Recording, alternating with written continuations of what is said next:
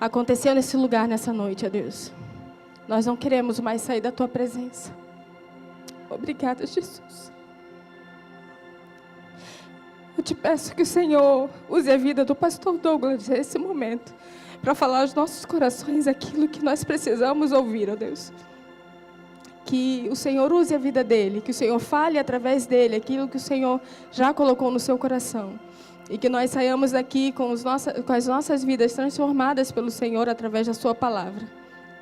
Usa a vida dele, ó Deus, eu te peço mais uma vez. Em nome de Jesus. Amém.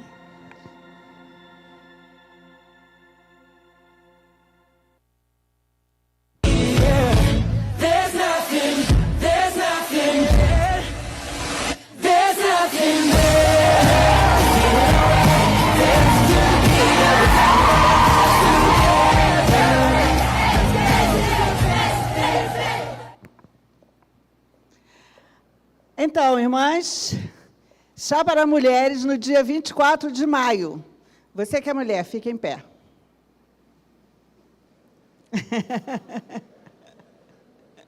Os homens falam assim, se você é homem, vem. Se você é mulher, você está convidada a estar conosco nesse dia. Nós temos um número limitado de ingressos. Irmãs, podem se sentar. Nós temos um número limitado de ingressos. Então, se apresse e faça a sua inscrição. Esses dias eu postei no grupo da igreja a artezinha do chá e dizendo que até o dia 9 de maio estaria fechadas as inscrições, seria exclusivo somente para as mulheres da PIB. Mas tem muitas irmãs que estão desejosas de participar. E aí nós cedemos ao apelo. Então, irmãs, a partir de hoje, está liberada a inscrição para todas as mulheres que quiserem, sendo da PIB ou não sendo. Então, se você tem o desejo de participar, faça isso, faça a sua inscrição logo. No final do culto, a gente vai ter algumas irmãs ali já com a chave Pix para você fazer a inscrição. O valor do chá é R$30. Não pode levar criança. Então, as vovós que estão com os netos, as mamães, nesse dia, irmã, arruma alguém para ficar com a sua criança, porque vai ser um tempo que é para você, para nós mulheres estarmos ali, nos confraternizando, brincando, ouvindo do Senhor aquilo que Ele tem para nós, nos aperfeiçoando para servir ao Senhor, mas para isso nós precisamos também cuidar de nós. Então, é um tempo que nós estamos separando para nos unirmos, para estarmos juntos. Então, a partir de hoje, está liberado. Viu? Sônia festejou ali, né, Sônia? Porque é uma das que já tem um monte de gente querendo vir, a gente tem recebido esse pedido, então nós resolvemos abrir. Tá bom? Tudo bem? Não, mas as mulheres não estão animadas para isso, não. Irmãs, que é isso?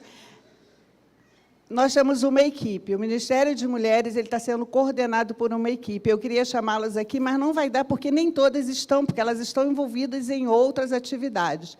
Mas, um momento mais à frente, eu vou reuni-las e apresentar a toda a igreja. É uma equipe que está coordenando tudo isso, porque eu não conseguiria fazer nada disso sozinha.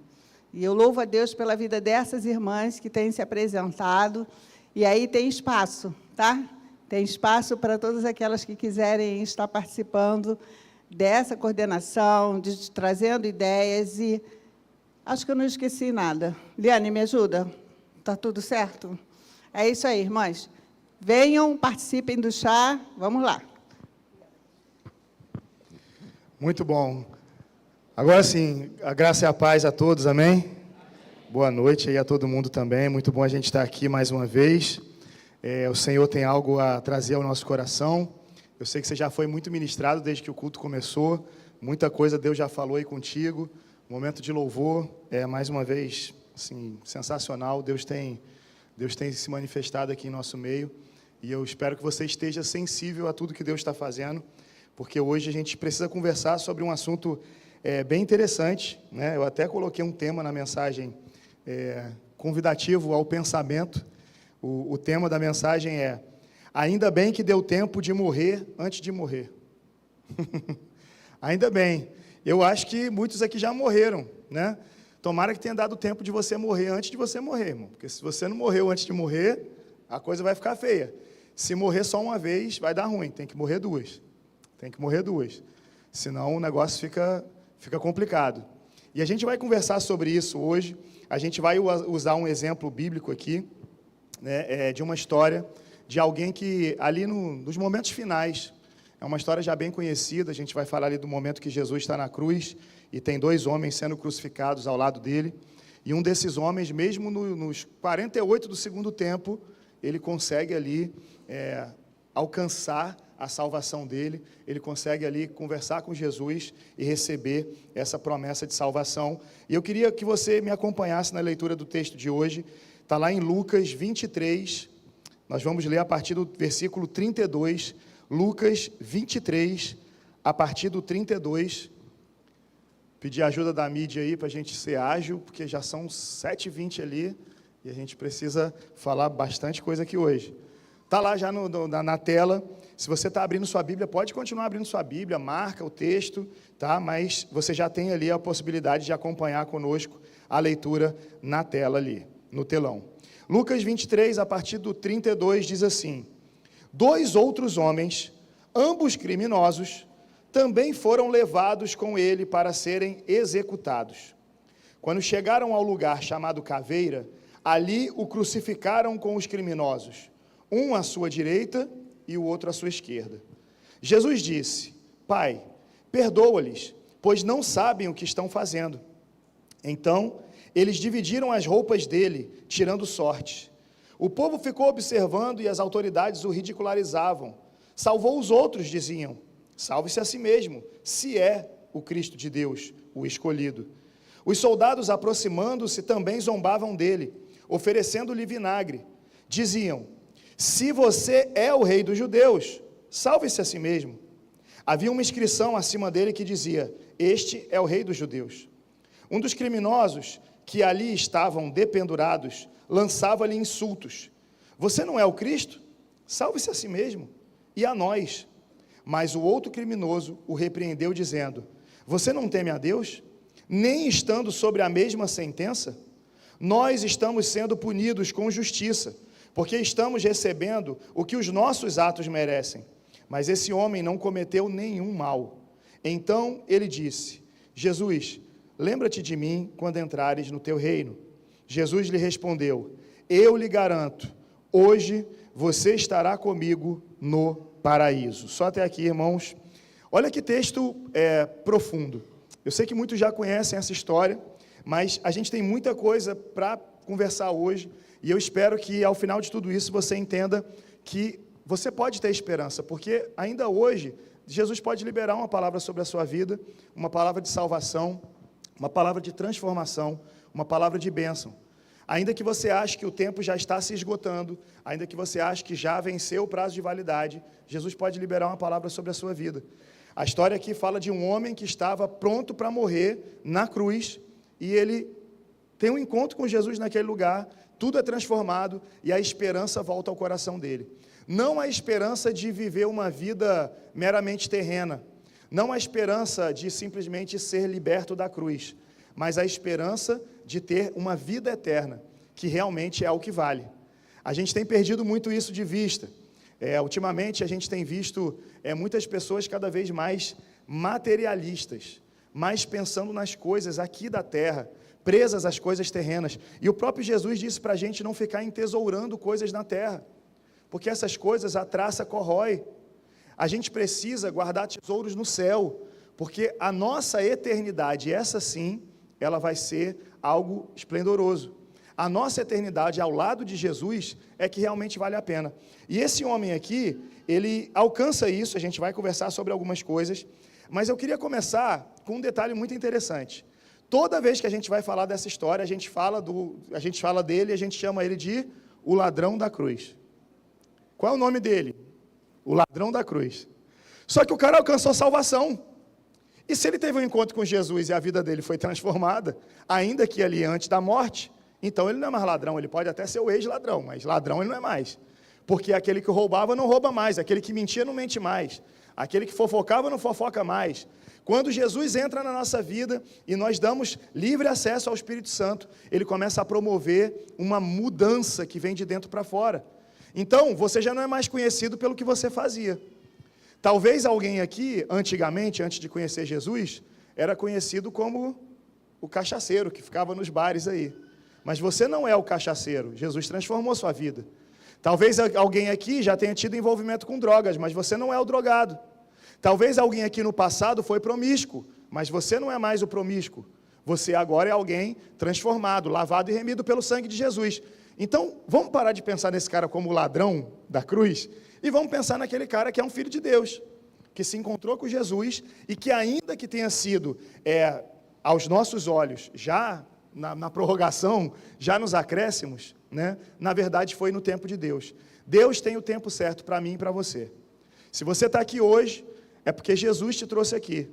É bem possível que hoje seja o seu dia de decisão, o seu dia de mudança, o seu dia de transformação, o dia de você assumir um compromisso público e dizer: Senhor, tudo bem, a partir de hoje eu aceito ser transformado pelo Senhor. Eu aceito esse presente que o Senhor tem para mim, a salvação. Eu aceito a vida eterna, eu aceito o paraíso. Esse homem se converte, ele alcança a salvação, e então ele consegue essa façanha do tema da mensagem. Ele consegue morrer antes de morrer. Como assim, pastor? Talvez você ainda não esteja habituado com essa forma de dizer, né? Mas a Bíblia nos diz que nós precisamos morrer para o mundo e nascer para Deus. Nós precisamos morrer para renascer como uma nova criatura. Então, quando você tem um encontro com Jesus, o velho homem morre. O velho homem morre e a partir daí Jesus faz uma nova fase na sua vida. Você se torna nova criatura. Então, aquele que está em Cristo, nova criatura é. As coisas velhas já se passaram e eis que tudo se fez novo. Quando você entende isso, você percebe que você precisa morrer para o mundo. Esse homem teve que morrer para os pensamentos que ele tinha antes, para a vida que ele levou. Ele teve que morrer para a forma de pensar e de agir, para que ele pudesse, então, alcançar esse novo nascimento. E que bom que esse homem conseguiu isso a tempo. Agora, o texto não fala que só tinha um homem, o texto fala que tinham 2 homens. A pergunta que eu quero começar aqui a pensar com vocês é por que um tem um destino de salvação e o outro um destino de condenação. Aqueles homens, eles estavam no mesmo lugar, era a mesma sentença. A vida deles, eles estavam sendo condenados pela mesma coisa, provavelmente parceiros de crime. Eles tinham tido as mesmas oportunidades, viveram as mesmas situações. Agora, ambos estão ao lado de Jesus, porque um toma uma decisão que o leva à salvação e o outro toma uma decisão que o leva à condenação. Por que essas coisas acontecem? Por que muitas vezes dentro de uma família, alguém toma uma decisão por Cristo e outra pessoa não quer? Se é a mesma oportunidade.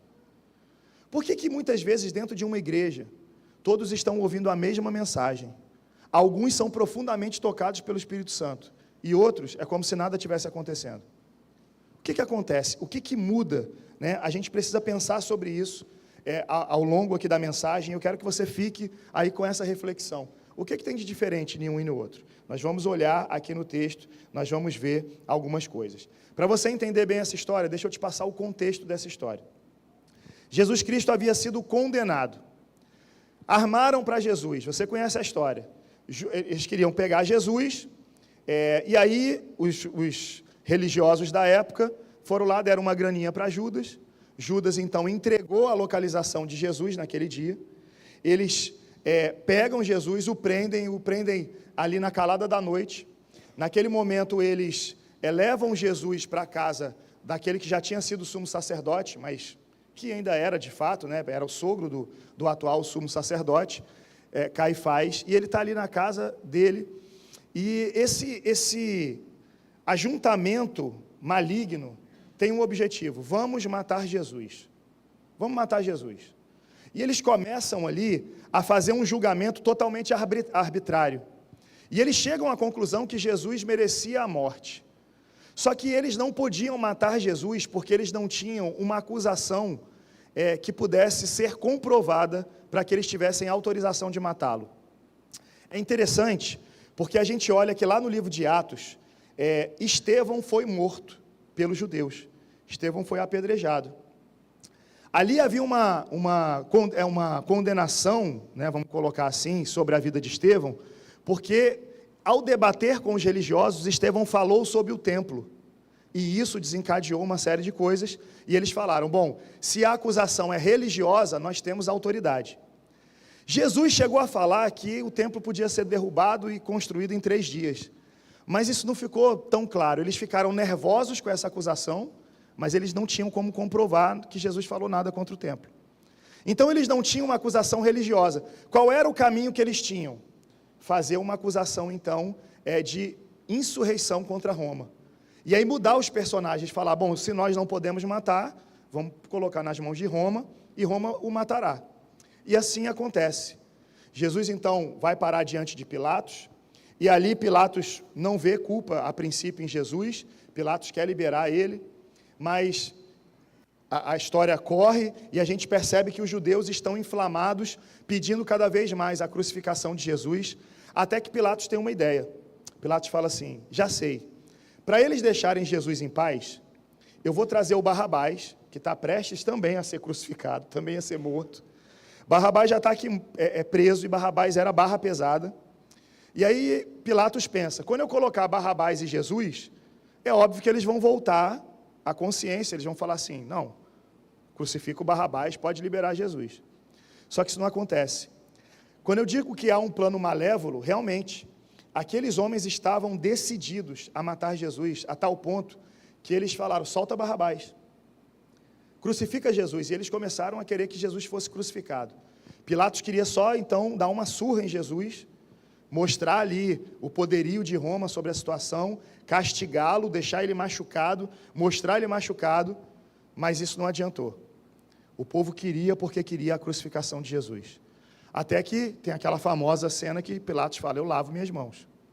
Jesus, então, ele vai ser levado até a cruz. Quando ele chega lá na cruz, diz o texto que tem mais 2 caras que naquele dia também estavam sentenciados ao mesmo tipo de morte, a morte de cruz. E tem esses 2 ladrões na cruz. Bom, quando a gente ouve falar em ladrão, aqui no Brasil, a gente pode pensar num monte de coisa.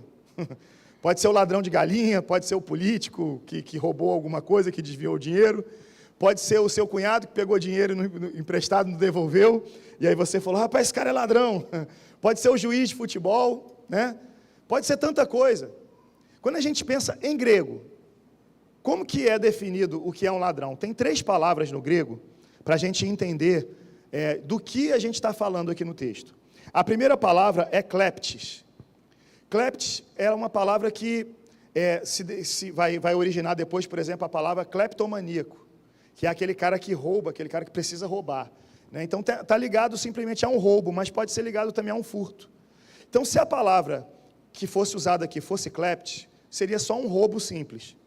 É aquele roubo que não faz mal. Assim, entre aspas, todo roubo faz mal, mas não causa nenhum dano à sua pessoa. É aquele cara que te roubou, sei lá, mexeu na tua carteira, roubou alguma coisa, mas não aconteceu nada além disso. Tem outra palavra no grego que é kakurgos. Kakurgos já dá uma ideia um pouco mais forte da coisa. Kakurgos normalmente é traduzido como malfeitor, porque é alguém que, além de roubar, ele pratica violência. Seria alguém que rouba e também faz maldade com a pessoa. É aquele bandido que vem para roubar, e ele fala, me dá teu celular, você entrega o celular, mas ele faz questão de dar uma coronhada bem no teu nariz. É aquele cara ruim, é aquele cara que vai te machucar, é aquele cara que quer entrar na casa de alguém, quer roubar o que tem ali, mas ele também quer fazer as pessoas sofrerem. É aquele cara que faz com que o roubo seja acompanhado de um ato de violência. Kakurgos. Tem uma terceira palavra, que é lestai. Lestai é o cara que pratica crimes com requintes de crueldade. É aquele nível máximo. É aquele cara que vai matar se for preciso. É aquele cara que, se tiver que roubar de uma mãe que está com uma criança pequena, ele vai não apenas roubar, mas ele mata a criança, mata a mãe, ele faz o que for preciso. Ele comete crimes com requintes de crueldade. E quais são as palavras usadas na Bíblia para descrever esses homens que são aqui traduzidos como ladrões? Em Lucas, que é o texto que nós lemos, a palavra que aparece é cacurgos, ou seja, é aquele malfeitor que, além de roubar, comete um ato forte ali de violência. Mas quando a gente olha em Mateus, Mateus usa lestai, que é esse nível máximo de crueldade, que é aquela pessoa que pratica crimes com requintes de crueldade. Então, quando a gente olha para a Bíblia, a gente está vendo que são pessoas que não são simples ladrões. Ou seja, quem está do lado de Jesus ali é o pior tipo de pessoa que você pode imaginar. A condenação na época, né, ela era muito forte, muito vigorosa, para que as pessoas não repetissem, não reproduzissem esses erros. E quando alguém cometia atos de muita intensidade, essa pessoa precisava ser castigada para que outras pessoas olhassem e falassem assim, eu não vou cometer crimes. Alguns países até hoje, quando pega alguém roubando, corta a mão, que é para o cara ficar sem a mão e, opa, não vou roubar porque senão vão cortar minha mão. Quando há impunidade, o crime cresce. Então, essa era a ideia na época. E aí, quando você vai recorrer à história, quando você vai ver registros históricos, você vê muitas vezes a citação da palavra lestai, que é aquele criminoso de pior estirpe que Mateus fala. Muitas vezes esse grupo dos lestais está associado a um grupo que era os sicários. O que eram os sicários no tempo lá de Jesus? O povo estava muito revoltado com a opressão romana e eles queriam se libertar. Israel, ali Jerusalém, todo aquele território, estava sob o domínio de Roma. E eles queriam se libertar, e eles sonhavam com tempos de libertação. Assim como eles foram libertados lá do cativeiro egípcio, do cativeiro babilônico, assim como eles tiveram vitórias ao longo da sua história e libertação, eles falavam, Deus vai levantar alguém e nós vamos ser libertos. Bom, esses sicários, eles começaram a se organizar, e eles eram chamados sicários porque eles carregavam uma espécie de faca, que era a sica, e eles ficavam no meio da multidão, eles estavam aqui de boa, de repente um dava o sinal, eles, todo mundo matava um soldado, matava alguém, matava todo mundo, e eles escondiam a faca e saíam como se nada tivesse acontecido. Eles fizeram muitos atos desse. E conta a história, e aí nem precisa você pensar assim, poxa, mas em que lugar da Bíblia? Não, é história mesmo. Conta-se a história que muitos desses sicários foram presos e foram mortos, e muitos deles foram mortos dessa maneira que Roma gostava, a crucificação. Então, é muito possível que a gente esteja aqui diante de dois homens que talvez tenham sido sicários. Por quê? Porque eram judeus, porque estavam recebendo esse tipo de condenação, porque o grupo dos sicários não era flor que se cheirasse, eles não queriam só libertar o povo da opressão de Roma, eles queriam fazer isso, custe o que custar. Custe o que custar. Então se eu tiver que roubar o meu próprio povo, eu vou roubar, desde que isso me garanta que a gente se livre de Roma. Você quer ver um outro cara que ao longo da história também é narrado assim, também é descrito dessa forma, como líder de um desses movimentos? Barrabás, que a gente acabou de falar ainda há pouco. O Barrabás, ele também é descrito como alguém que liderava um movimento, e esse movimento era uma espécie de exército que ele estava formando contra Roma, só que ele chegava, por exemplo, vamos dar uma ideia que fosse aqui dentro da igreja, e aí eu estou querendo comandar esse exército contra a opressão, sei lá, do governo que está oprimindo alguma coisa, não sei, vou dar algum exemplo assim. E aí, eu chegava ali na casa do pastor e da Carla e falava assim, estou vendo aí que vocês estão com a geladeira cheia e o meu exército está com fome, então passa para cá alguma coisa. Se eles não me dessem, eu ia pegar o meu exército e a gente ia matar, ia destruir tudo que eles tivessem, para a gente poder tomar para a gente aquilo ali e ser uma forma de subsistência. O Barrabás é descrito desse jeito. Agora, olha que interessante. Está preso o Barrabás e tem esses dois caras. É possível, tá, irmãos? É possível, não estou dizendo que é possível que esse trio tenha sido pego junto. É possível.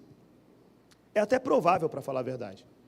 Então, a gente está falando de uma turma que não é flor que se cheire.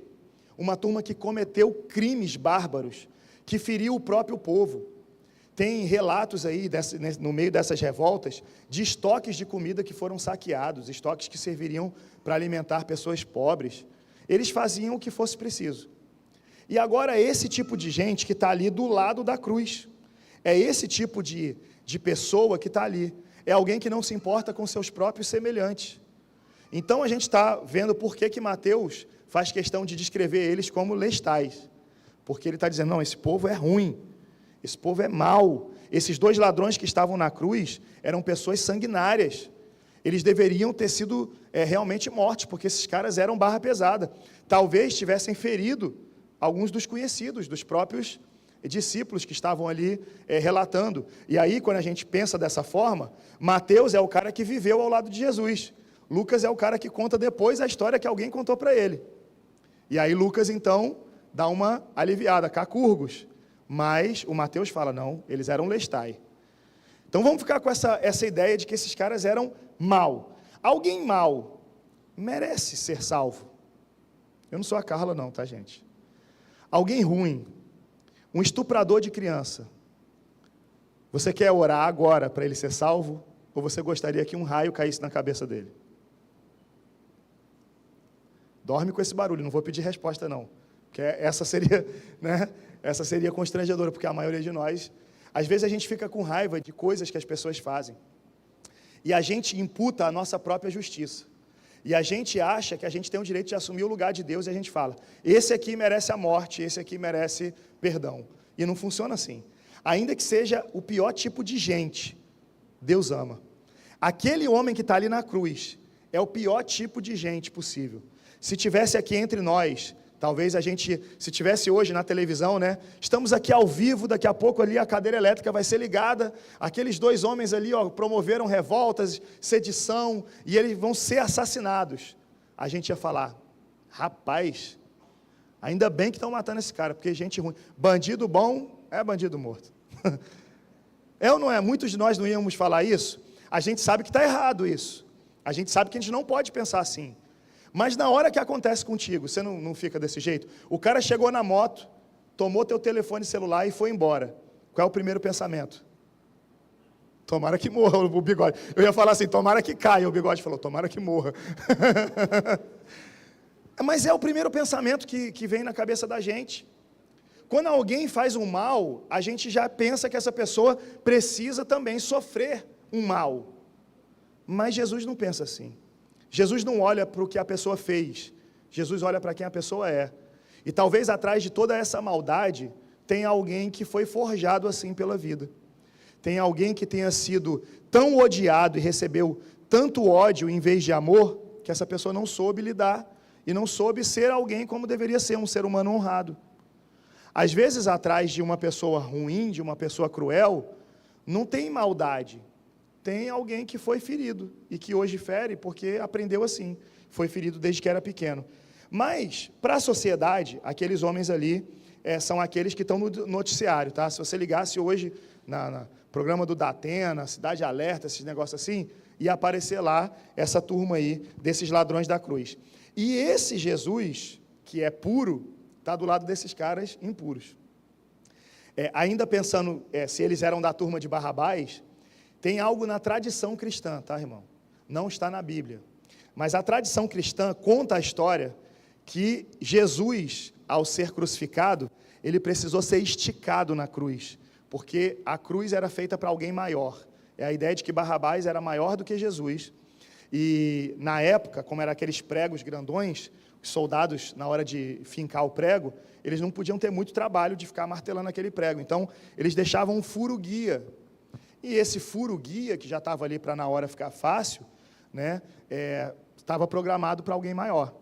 Então, pela tradição cristã, isso inclusive se você assistir o filme do Mel Gibson lá, A Paixão de Cristo, tem um momento que eles detalham essa cena, Jesus ali, eles esticando o braço de Jesus até que o ombro dele se desloca, para que fosse colocado ali. Então, dá para a gente imaginar esse cenário.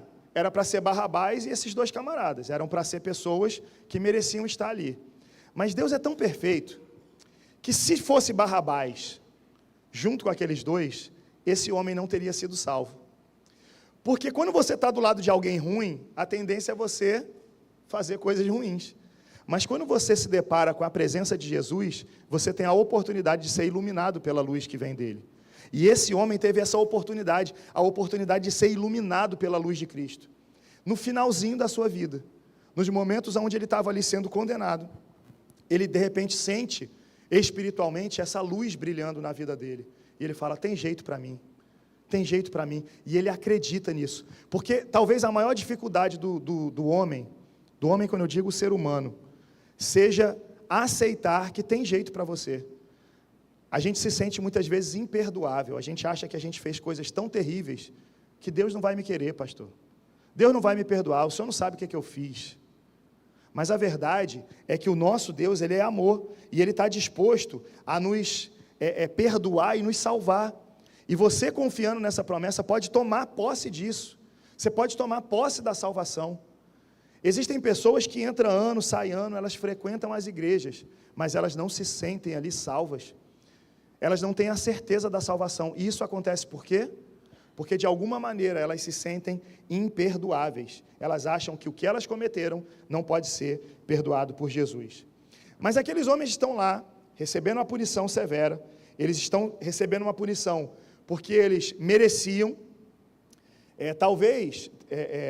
Aqueles homens, eles tivessem levado a vida de um jeito que tudo que eles sempre quiseram, eles aprenderam a tomar à força. É a famosa síndrome do bebê. Não sei se você já ouviu falar da síndrome do bebê. Pastora Zélia não vale, né? Está ali de psicóloga ali, não vale. Mas muita gente tem a síndrome do bebê. O que é a ideia da síndrome do bebê? Você já viu um bebê? O bebê está com fome, ele chora. Ah, mas sua mãe está com sono, bebê. Não interessa, é ela que acorde. Eu estou com fome. Eu preciso que me limpe. Não, mas a sua mãe está cansada. Não interessa. Acorda agora, minha escrava, e me limpe, senão eu vou berrar no teu ouvido. É a síndrome do bebê. Você quer que as pessoas façam por você e você não se importa com os outros. Pessoas que têm isso são esse tipo de gente. Esses ladrões eram assim por quê? Porque o cara olha e fala assim, eu quero teu carro. Me dá teu carro. Não, é meu, a partir de agora é meu. Se você não me der por bem, eu mato você, mas eu tomo seu carro. Porque são pessoas que se acham no direito de receber tudo o que elas desejam. Quando alguém ele passa a vida dessa maneira, aprendendo dessa forma, é muito difícil para essa pessoa entender que a vida não funciona assim. E é por isso que é bom a gente olhar para a pessoa que está por trás da história. Porque muitas vezes a gente olha só para a história. Você vai chegar dentro de uma favela, você vai chegar numa boca de fumo, e você vai encontrar pessoas que hoje cometem atos bárbaros, porque a vida ensinou eles a serem assim. Mas se essa pessoa tiver uma oportunidade dada por Jesus, pode ser que ela agarre essa oportunidade. Ah, pastor, mas é difícil. Mas não é impossível. Está aqui alguém para provar isso. Esse homem que estava ali na cruz, ao lado de Jesus, ele alcançou a salvação. Por que outras pessoas não podem alcançar? Ainda que seja o mais cruel entre os cruéis, essa pessoa pode alcançar salvação. E aí, quando essa pessoa encontra com Jesus, ela para de pensar assim, como um bebê. Ah, eu quero me dar que é meu, eu quero, então, eu preciso, é tudo para mim, eu vou pegar. Não. Nós precisamos parar de agir como bebês. A gente faz muito isso, às vezes, dentro da igreja, né? Eu quero do meu jeito. Eu quero que escolha o louvor que eu quero. Aquele louvor não é para tocar mais.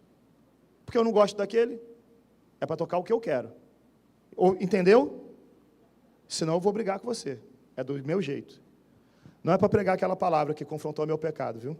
É para pregar outra coisa. Eu quero que pregue vitória, eu quero que pregue coisas boas para mim, senão a gente vai se acertar lá fora. A gente é ou não é assim, irmão? A gente chega para o líder de ministério, e a gente chega para o líder de ministério e a gente fala, tem que funcionar desse jeito, está tudo errado do jeito que o ministério está. Tem que ser desse jeito aqui, senão eu não vou mais nas reuniões. Não quero mais. Não vou mais na escola bíblica porque não está sendo do jeito que eu quero. A gente começa a impor que a nossa vontade seja feita. E a gente faz isso dia a dia.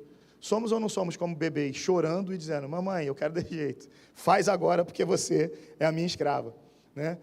O Bigode falou ali do motoqueiro. Gente, a gente já teve aqui testemunho até da doutora Carla. Né? da fechada que ela tomou ali, né? Não sei se foi da fechada, que ela passou rápido, não sei como é que foi o negócio, mas ela contou que ela ficou um pouco nervosa no trânsito. Se a doutora Carla pode ficar nervosa, você imagina o que pode acontecer com a gente? Meu Deus do céu, misericórdia. A gente pode surtar, irmão, a gente pode matar uma pessoa fácil, fácil. Então, acho que no dia ela falou assim, eu desejei até que aquele homem partisse, não foi um negócio desse? Se eu estiver errado, pode falar, doutora, não foi por aí. Gente, quantas vezes? Cadê o Lacerda? O Lacerda tem uma frase clássica. Quando passa um motoqueiro perto da gente, e o motoqueiro... Aí o Lacerda, ele sempre vira para mim e fala assim, pastor, é pecado? Eu já sei o que ele está perguntando. Toda vez ele fala a mesma coisa. O pecado se você quiser que esse cara morra, é pecado. Toda vez. Tem coisas que a gente faz assim, irmão, mas aí a gente se afasta de ser parecido com Jesus. Nós precisamos hoje ser desafiados por Deus a olhar para as pessoas e enxergar ali alguém que Deus ama.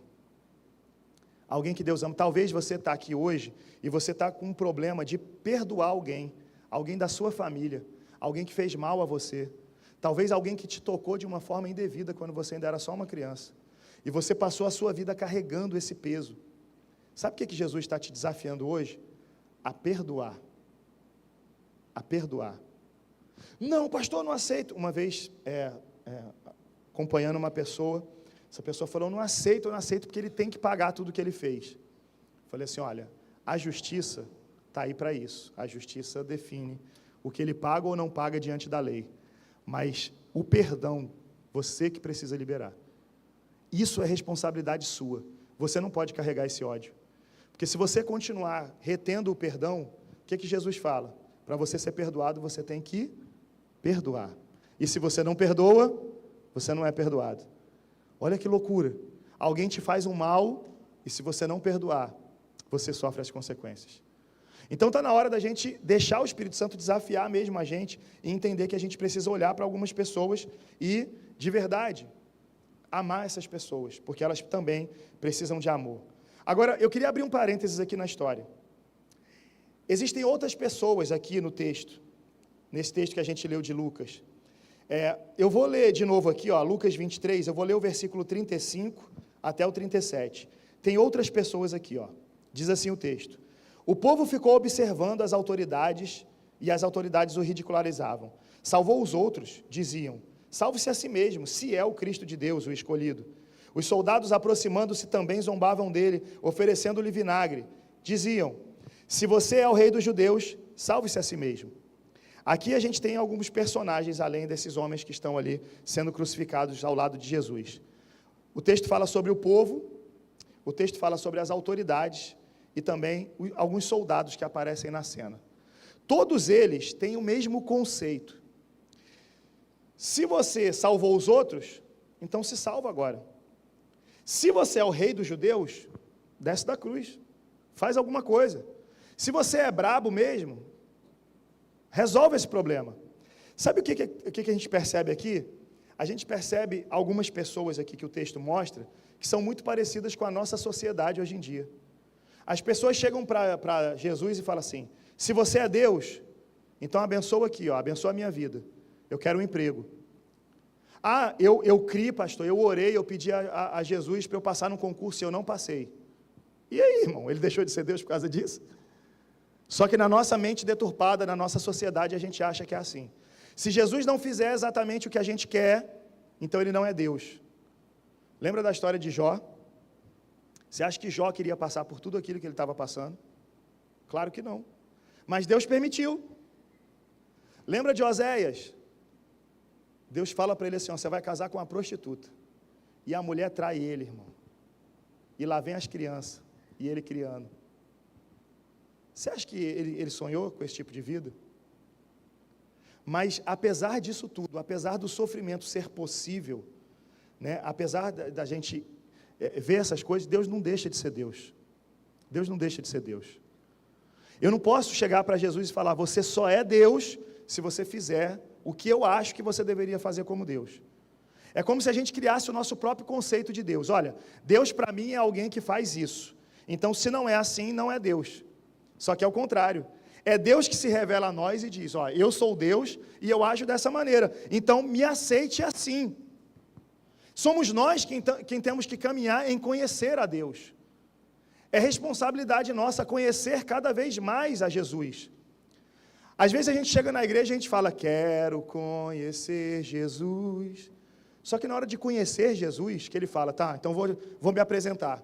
Então tem aquela pessoa que te bateu, queria que você perdoasse ela, que você chamasse ela para ir para a igreja, porque eu tenho uma obra na vida dela, eu vou colocar ela para liderar você. Você fala, Jesus, qual é? Qual é? O cara me feriu, você vai perdoar, o cara vai salvar, ele ainda vai botar para me liderar. E se esse for o plano de Deus, irmão? Quando você quer conhecer Jesus, ele vai se revelar a você, ele vai se apresentar, e você tem que entender como as coisas funcionam. Você tem que se despir dos seus pensamentos, porque a sua carne é mal, e a forma como nós pensamos é uma forma poluída pelo pecado. Eu e você temos que ter uma nova forma de pensar, é por isso que a Bíblia fala sobre a renovação da nossa mente, a transformação da mente, uma nova forma de pensar, uma nova forma de agir. Só que você tem que estar preparado para isso, porque senão você vai continuar dia após dia, odiando as pessoas, fazendo o seu próprio julgamento, e você vai se afastar daquilo que Deus quer para você. Mas, dentro do texto aqui, fechando esse parênteses, né, de pessoas que olham para Deus e falam, você tem que ser assim, dentro do texto a gente tem os dois ladrões que estão na cruz. Esses homens, eles, como eu falei, eles tiveram a mesma oportunidade, mas eles não tiveram o mesmo destino.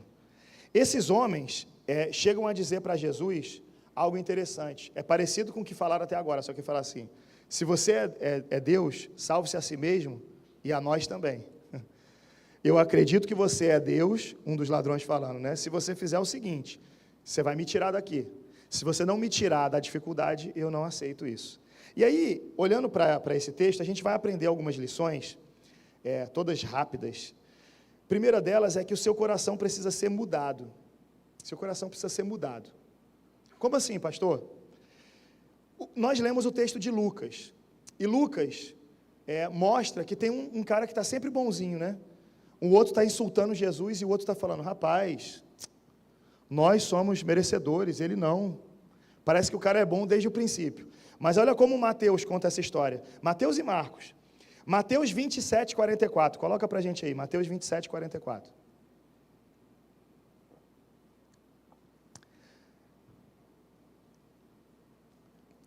Igualmente o insultavam os ladrões que haviam sido crucificados com ele.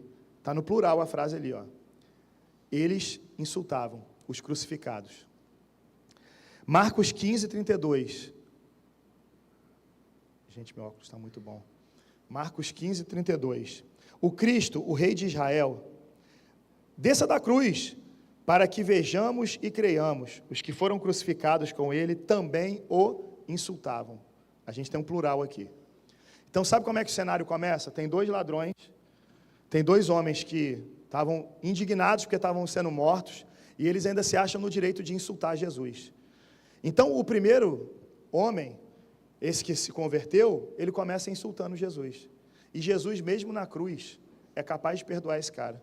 O cara que acabou de te insultar, é o cara que você vai estar dizendo, hoje você vai estar comigo no paraíso. Ele acabou de te insultar. Então, a riqueza na união dos evangelhos traz essa percepção para a gente. O seu coração precisa mudar, irmão. A tua forma de pensar precisa mudar. Você precisa deixar Jesus te transformar. Se o seu coração não for mudado, você vai continuar insultando a Deus. Porque nós insultamos a Deus com os nossos pecados, com os nossos achismos, com as nossas certezas que são incertas. Nós ofendemos a Deus. Então você precisa ter o seu coração modificado. Aquele homem teve essa experiência, o coração dele foi mudado, ele se arrependeu. Você está disposto hoje a deixar Jesus mudar o teu coração? Eu já falei sobre perdão aqui hoje, mas eu vou repetir. Se você tiver que perdoar o teu ofensor, se foi alguém que te causou feridas profundas, que você carrega consigo as marcas até hoje, você está disposto a ter o seu pensamento mudado e deixar Jesus te levar a exercer o perdão Você está disposto? Aqui, no texto que a gente leu, a gente vê essa mudança, né? Porque esse criminoso, ele chega em um dado momento, e enquanto um está lançando insultos, perguntando se você não é o Cristo e tal, esse outro ladrão diz assim, Lucas 23, 40, mas o outro criminoso o repreendeu dizendo, você não teme a Deus, nem estando sobre essa mesma sentença? Nós estamos sendo punidos com justiça, porque estamos recebendo o que os nossos atos merecem, mas esse homem não cometeu mal nenhum. O coração do homem mudou. Ele passou a olhar para Jesus agora, não mais como alguém que ele insulta, mas como alguém que ele percebe uma diferença. E ele começou a olhar para ele mesmo, sabe? Ele olha para ele mesmo, ele fala, cara, eu estou aqui porque eu mereço. E ele fala para o outro, cara, para de fazer isso, você também merece estar aqui. Esse aqui não merece. A gente sabe que quem tinha que estar aqui na cruz com a gente era o Barrabás. Libertaram ele, aquele se deu bem, né? Aquele está lá com a vida ganha. Mas nós estamos aqui. Segunda coisa que você precisa aprender hoje é que você não pode usar a Deus, nem tentar usar a Deus. Ali na cruz, em Lucas 23, 39, o texto diz assim, um dos criminosos que ali estavam dependurados lançava-lhe insultos. Você não é o Cristo? Salve-se a si mesmo e a nós. Esse cara nem queria salvação de eternidade, ele queria salvação só da cruz. Só que ele está tentando usar Jesus. Ele está dizendo, faz o que eu estou pedindo, faz o que eu estou mandando, é do meu jeito. Me salva aqui. Às vezes é alguém que entra por aquelas portas ali na igreja e fala assim, Jesus, a minha família está destruída, conserta aqui a minha família. Se você é Deus, conserta a minha família. Salva, me salva. Senhor, eu fiquei desempregado, me salva, me dá um emprego. É você pedindo só as bênçãos a Jesus. Só que Jesus, ele não quer ser usado por nós como um gênio da lâmpada. Que na hora que você quer, você dobra o seu joelho para pedir alguma coisa. Às vezes a gente precisa ter momentos de não pedir nada ao Senhor. A gente cantou isso aqui hoje. Eu não quero pedir nada. Eu quero levantar a minha voz, eu quero adorar o Senhor. Eu quero contemplar o meu Deus, eu quero ter relacionamento com Jesus porque eu o amo e não porque Ele pode me dar alguma coisa.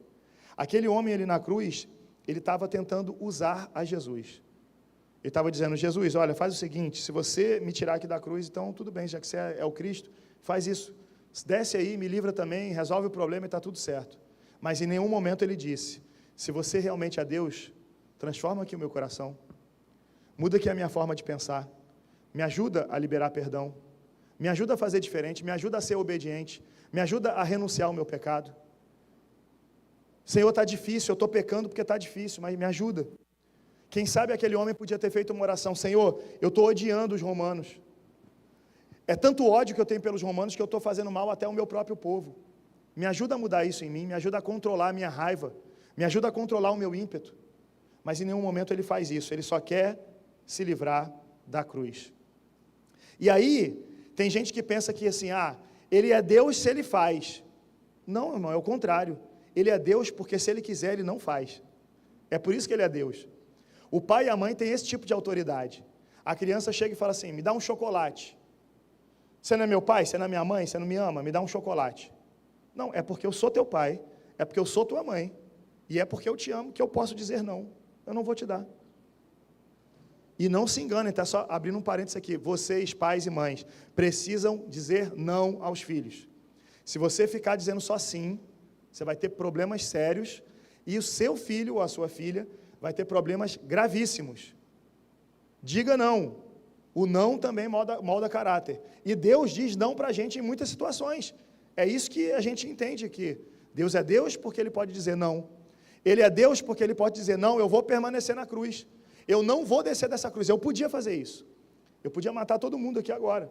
Mas eu sou Deus e eu vou me entregar voluntariamente para que o meu sangue puro pague o preço pelo pecado. E para que todos aqueles que creiam em mim tenham vida e vida em abundância. É por isso que eu sou Deus, porque eu poderia sair, mas eu decido ficar. Isso é lindo demais. Aquele homem não estava entendendo isso. Aquele homem ainda achava que era para usar Deus de alguma forma. Senhor, estou precisando passar na prova. Senhor, meu carro quebrou. Senhor, estou precisando comprar um telefone novo. e assim vai. E não é assim que funciona. Terceira coisa, reconheça quem você é e quem Jesus é. Lá no versículo 41, Lucas 23, 41, o texto diz assim, ó: nós estamos sendo punidos com justiça, porque estamos recebendo o que os nossos atos merecem, mas esse homem não cometeu mal nenhum. Você precisa reconhecer quem você é, irmão. Tem gente que chega na igreja cheio de arrogância. Todos, diz a Bíblia, que todos pecaram. Todos. Como é que a gente chega achando que é melhor do que os outros? Como é que a gente chega querendo achar que é bom até para Deus? Não, Senhor, o Senhor sabe que eu sou melhor. Sabe quem fazia isso? Os fariseus. Jesus diz que, a Bíblia lhe conta que quando os fariseus iam orar, eles falavam: ó Senhor, graças te dou porque não sou como esses pecadores. Dou o dízimo de tudo. Oro, jejuo. A oração dos caras. Eu sou melhor do que os outros. Senhor, eu queria te agradecer porque eu sou melhor do que essa gentinha. Olha que maluquice. Mas, às vezes, a gente faz isso aqui dentro. Porque a gente se acha melhor do que os outros. Porque a gente torce o nariz se alguém foi escolhido para fazer alguma coisa e a gente não.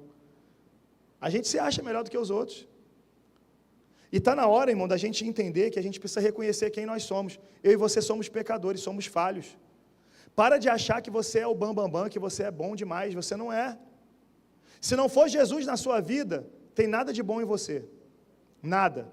A Bíblia diz que não tem nada de bom aí dentro do teu coração. Nada. A gente tem até um louvor, né? E não existe bem nenhum em mim, apenas o pecado. Não tem nada de bom. Agora, quando Deus está na sua vida, aí sim, você exala coisas boas, mas é porque Jesus habita em você. Você acha que você é tão bom ao ponto de fazer atos de bondade? Você acha que você é tão bom ao ponto de ajudar alguém a comprar uma cesta básica, dar uma oferta? Você não é bom não, irmão. Você é mau, você é cruel. Mas Jesus na sua vida faz com que você possa fazer atos de bondade. E você precisa reconhecer isso. Eu sou mau. Eu sou o pecador. Tem gente que peca porque não reconhece que é pecador. Não, pastor, eu nunca vou adulterar. Aí o cara está lá, ele acha que ele é melhor do que todo mundo. Aí vai para o trabalho, encontra lá com alguma secretária, daqui a pouco está conversando, está pedindo conselho, está isso, está aquilo, adulterou. Não, pastor, eu nunca roubaria nada. Daqui a pouco ele está roubando. Coisas que, para ele já começa a achar que não é roubo. Né? É numa pirataria da vida, é no momento que ele vai ao mercado e ele come alguma coisa e não paga no caixa. Não, foi só uma uva que eu peguei para experimentar. Não era tua? Não estava lá a amostra grátis? O nome disso é roubo. É quando você começa a se acostumar a não entregar o seu dízimo. Você está roubando. Quando você não oferta, a Bíblia diz, você está roubando. Então você se torna um ladrão. Não, pastor, eu não sou um assassino. Jesus fala que só de pensar, desejar a morte de alguém, você já se tornou um assassino. E isso coloca todos nós nessa posição, porque ainda há pouco a gente falou que quando alguém comete alguma coisa com a gente quer que essa pessoa morra. Então você precisa reconhecer quem você é. Quando você reconhece isso e você olha para Jesus, a perfeição dele, você fala, eu preciso de Jesus. Essa é a diferença de quem se lança aos pés de Cristo e quem acha que está tudo bem. Tem gente que está sofrendo, está passando problema na vida e não se quebranta na presença de Deus. Eu já vi gente falar, e aí obviamente que eu argumentei com essa pessoa, mas eu já ouvi de gente falar que não ia na frente porque o que os outros vão pensar de mim? Já sou crente há tanto tempo, pastor. Aí eu ouço uma mensagem, às vezes eu tenho vontade de ir lá na frente, mas eu não vou não, porque eu já sou líder, já sou referência. Irmão, que loucura é essa? Todos nós pecamos. Todos nós somos falhos, você não é melhor do que ninguém, e se Jesus está falando contigo, você precisa reconhecer quem você é. Senhor, está difícil para mim, eu estou passando essa dificuldade, me ajuda. Se você continuar achando que você é melhor do que você é, o pecado vai te alcançar. Para a gente fechar, e o louvor vem subindo aqui, peça humildemente e confie no amor de Deus. Lucas 23, 42 e 43. Lucas 23, 42 e 43. Então, ele disse, Jesus, lembra-te de mim quando entrares no teu reino? Jesus lhe respondeu, eu lhe garanto, hoje você estará comigo no paraíso. Olha a humildade desse homem. Ele começou insultando Jesus. Em algum momento ele percebeu quem ele era, quem Jesus é, e agora ele está com uma mudança no pedido dele. E ele está dizendo assim: Jesus, lembra de mim quando você entrar no teu reino. Eu reconheço que você é rei. É necessário que a gente reconheça que Jesus é o nosso rei, Ele é o nosso Senhor, o nosso Salvador. Eu reconheço isso, Jesus. E aí, faz o seguinte, quando você entrar no seu reino, lembra de mim. Estou te pedindo isso humildemente. Foi só isso que esse homem pediu. E aí, olha a resposta de Jesus. A resposta de Jesus exala amor. Ele fala: eu te garanto, hoje você vai estar comigo no paraíso. Jesus estava dando para aquele homem o maior presente de todos. Jesus podia dizer para aquele homem: rapaz, eu vou te abençoar. Eu vou dar um jeito aqui de tentar estalar meu dedo. Está furada a minha mão aqui, mas eu vou tentar fazer um poder aqui. E você vai sumir aqui, você vai ser teletransportado. Você vai aparecer em outro lugar, você não vai estar mais machucado, você vai viver a sua vida, tudo bem? Jesus podia ter feito isso com ele. Mas será que aquele homem que chegou naquela condição de estar sendo condenado na cruz, estava pronto para continuar vivendo nesse mundo? Tem gente, irmão, que Jesus precisa salvar e matar. Eu sei que isso é forte. Porque às vezes, a pessoa, tudo que ela sabe fazer é o errado. Será que aquele homem estava pronto para essa vida? Jesus está dizendo para ele: cara, eu vou te dar algo melhor. Eu podia te salvar aqui dessa situação, eu podia te salvar de Roma, mas eu vou salvar a tua alma. Porque se eu salvar você hoje aqui, o teu corpo, pode ser que amanhã você esteja aqui de novo, a polícia te pega de novo. Mas se eu salvar a tua alma, você vai estar a eternidade comigo no paraíso. Esse é o plano de Jesus.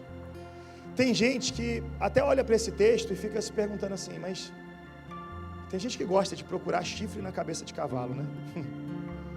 Provavelmente aquele homem morreu no mesmo dia, tá, irmãos? Mas tem um texto na Bíblia que é emblemático.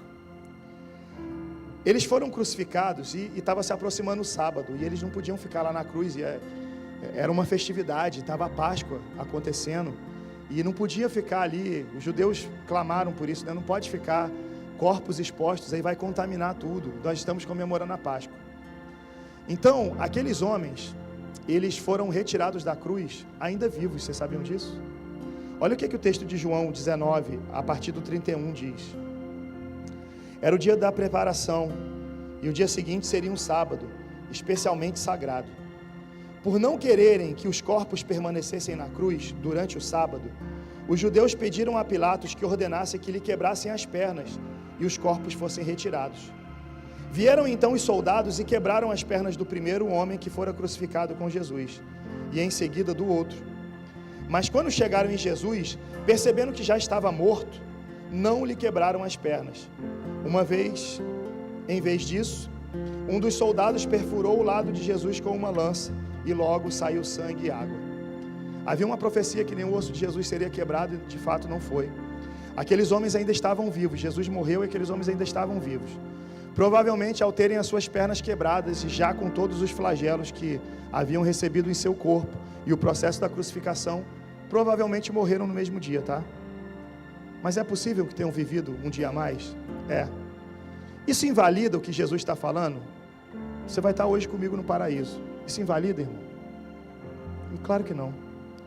Porque estar no paraíso não é só você morrer e abrir os olhos no céu. Viver o paraíso é você estar com Jesus. Cadê os homens de primeira, né? O céu é Jesus, e onde ele estiver, o céu será ali. Pode marcar de cantar de novo. Olhei para o irmão Francisco ali, né? O céu é Jesus, irmão. Se você está com ele, você já está vivendo o paraíso. É claro que você vai entender esse paraíso de uma forma muito mais profunda quando você estiver na eternidade. Mas o que Jesus está dizendo para aquele homem é: você já está transformado, cara. Já aconteceu. Teu coração já mudou. Você já mudou. Você chegou aqui me insultando, agora você está pedindo, reconhecendo que eu sou rei, que eu tenho um reino. Já mudou teu coração. Sabe, Jesus está falando para aquele homem algo que ele também está dizendo para a gente hoje. Teu coração já está sendo mudado. Teu coração já está sendo transformado. E aí não importa o que você fez no passado. O teu coração já está sendo transformado. E aquilo que passou, passou. E Jesus está dizendo para você: eu te asseguro a tua salvação. Eu te asseguro a eternidade. Eu te asseguro a felicidade plena. Porque ser feliz não é ter bens materiais. Ser feliz é ter Jesus. Ter a certeza da salvação é o maior presente que a gente pode ter. Esse homem está dizendo: Senhor, lembra-te de mim. E é o pedido mais acertado que ele tem, porque todo mundo pode se esquecer de você. A Bíblia diz que até a mãe pode se esquecer do próprio filho, mas o Senhor, o nosso Deus, não se esquece de nós. Mesmo nos momentos que você está chorando, que você está sofrendo, Ele olha para você, Ele sabe o que você está passando. Tem momentos que você nem imagina, mas Jesus está ali do teu lado dizendo: vai, aguenta, eu estou aqui contigo, eu tenho um propósito, continua, não para, vai além. O que eu tenho para a sua vida é maior, é melhor, não desiste, continua, persiste. Sabe quantas vezes você já deve ter passado por isso? Um momento de luta, um momento de sofrimento, uma notícia que chegou e abalou a tua casa, abalou a tua vida. E depois de receber aquele impacto, você pensou: agora eu não vou conseguir, agora eu vou parar. Mas você continuou, mesmo que fosse se arrastando, e você chegou aqui hoje. E essa é a prova que Jesus está contigo, te fortalecendo, dizendo: ei, eu estou contigo, você vai chegar comigo no paraíso. Mantenha firme a esperança, a salvação na sua vida. Sabe o que é mais doído nessa história? É que aquele outro homem que estava ali do outro lado podia ter falado: Jesus, eu também quero, Senhor. Quantas vezes a gente vê a salvação de Jesus sendo manifesta diante dos nossos olhos, mas a gente permanece ali, pregado na cruz. A gente pode dizer: Jesus, eu também estou aqui, eu também quero. Assim como Jesus estava indo lá curar a filha de Lázaro, e vem uma mulher, que a Bíblia chama de a mulher do fluxo de sangue, no meio do caminho aquela mulher chega e fala: Jesus, eu também quero, eu preciso, eu só preciso tocar nas suas vestes. Aquele ladrão da cruz podia ter feito a mesma coisa: Jesus, eu também estou aqui. Hoje, Jesus, o Senhor vai fazer por ele, Jesus me salva também, eu também quero ir para o paraíso, eu também me arrependo. Essa noite vão ter pessoas que vão se arrepender diante de Deus, mas também vão ter pessoas que vão ficar paralisadas no mesmo lugar. Que não seja você essa pessoa que permanece paralisada. Que você entenda o que Jesus quer fazer na tua história. Talvez você esteja orando por algo na sua vida que é um milagre que você precisa, e Jesus quer dizer para você: ainda hoje eu posso liberar isso sobre a sua vida. Mas Ele quer a tua intensidade, Ele quer a tua adoração, Ele quer o teu coração, mas Ele quer a tua mente, Ele quer o teu corpo, Ele quer o teu tempo, Ele quer os teus recursos, Ele quer tudo. E você precisa se render e dizer: Senhor, está aqui tudo diante de Ti. Fica de pé no seu lugar. Vamos adorar o Senhor com uma canção? Abre o teu coração em adoração a Deus. Deixa Jesus falar contigo mais um pouquinho nesse louvor. E se Ele falar contigo, não resista à voz do Espírito Santo.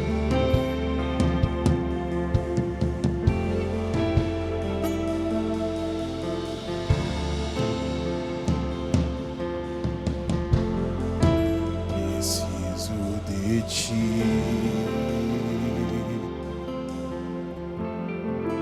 Preciso do Teu perdão. Preciso de Ti.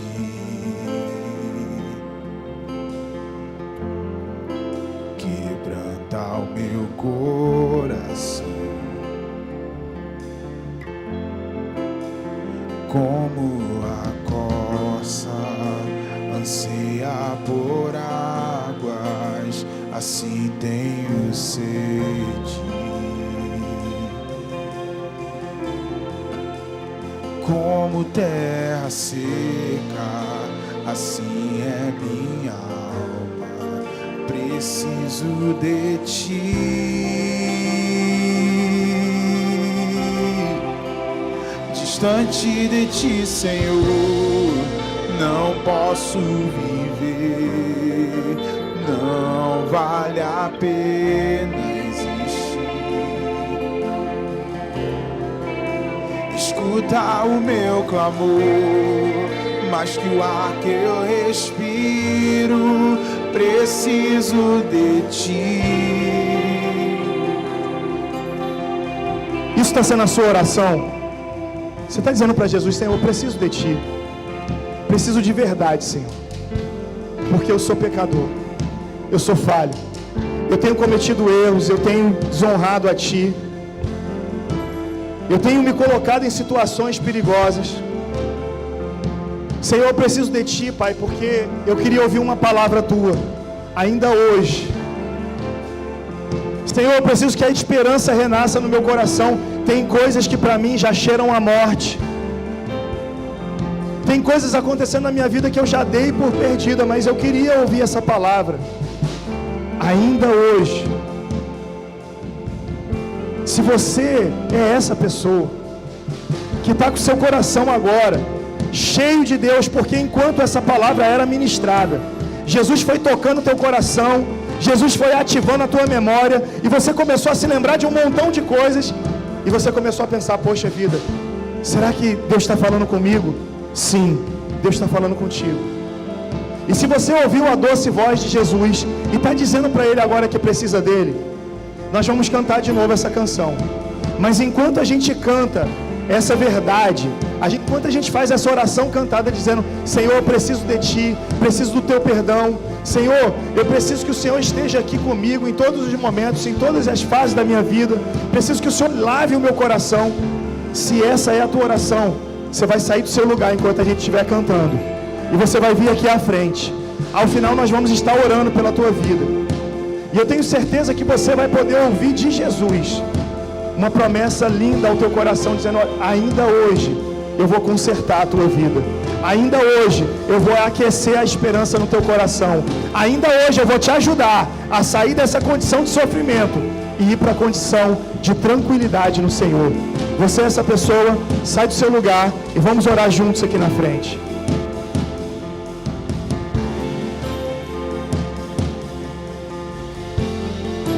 Preciso de Ti, preciso do Teu perdão, preciso de Ti, quebranta o meu coração,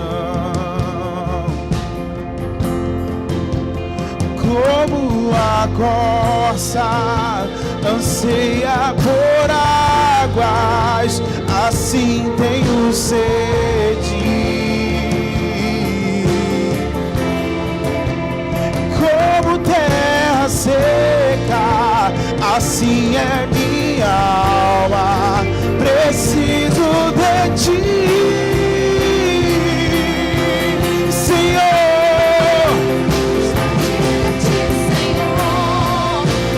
Posso viver, não vale a pena existir. Escuta o meu clamor,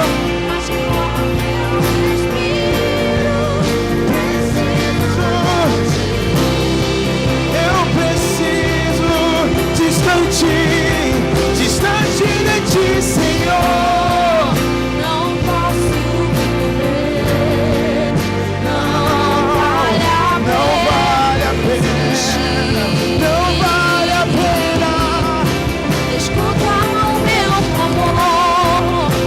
Que o ar que eu respiro, preciso de Ti. E as lutas vêm tentando, me afastar de Ti. Frieza, escuridão procuram me cegar, mas eu não vou desistir. Ajuda-me, Senhor, eu quero permanecer contigo até o fim.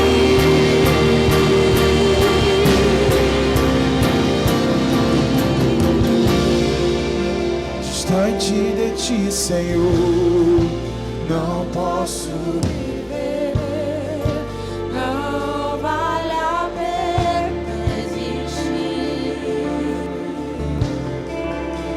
Escuta o meu clamor, mais que o ar.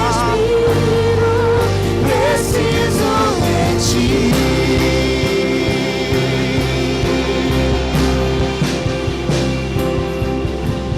nós estamos precisando de conselheiros, intercessores. Se você pode orar por alguém agora, escolhe uma pessoa aqui da frente que ainda está desacompanhada. Eu não gostaria que ninguém ficasse sozinho, isso. O Espírito Santo de Deus está aqui nesse lugar e Ele está transformando histórias. Ele está liberando palavras. Palavras de esperança, palavras de bênção, de transformação. E em nome de Jesus, enquanto essas pessoas são ministradas, eu gostaria que você identificasse em que grupo você está. Você é do grupo dos intercessores que estão comprando essa guerra e orando ativamente por essas pessoas? Ou você está aí no seu lugar lutando contra o Espírito Santo? Você já devia estar aqui na frente, mas alguma coisa está te segurando aí. Não tem um terceiro grupo. Ou você é um intercessor, ou você é alguém que devia estar aqui na frente. Se você está sendo fortalecido pelo Espírito Santo de Deus a liberar uma palavra de bênção sobre essas vidas, faça isso. Mas se você não tem essa palavra, então talvez seja o dia de você reconhecer diante de Deus e falar: Senhor, eu preciso dessa esperança renascendo em mim. Senhor, eu estou aqui travado, eu não sei nem orar por alguém. Então em nome de Jesus me ajuda, Senhor. Quem sabe seja o dia de você vir aqui na frente para colocar a tua fraqueza diante do Senhor e dizer: Senhor, me fortalece espiritualmente. Parece que eu estou crucificado espiritualmente. O Espírito Santo de Deus está tocando teu coração. E ainda há tempo de você vir aqui à frente. Nós vamos orar por essas pessoas, mas o Espírito Santo está passeando aí no meio da igreja. E Ele está chamando e dizendo: vem, vem. Eu tenho algo especial para você. Eu tenho o perdão para te oferecer. Eu tenho a esperança para te dar que você precisa. Talvez você tenha sido aprisionado, maltratado.